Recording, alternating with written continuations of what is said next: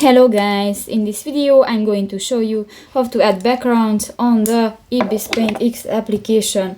But first of all, I just want to mention, please don't forget to subscribe to our channel, because at 100,000 subscribers we are going to show you our YouTube revenue statistics and growth strategy, how to make money online. So let's jump into it. First of all, open the application on your device.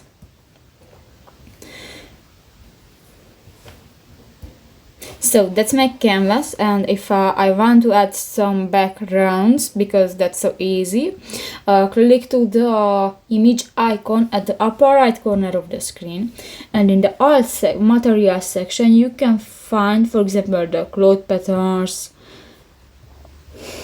the background patterns, background tones, for example color, or anime backgrounds. For example, click that templates. And here you can find so many options.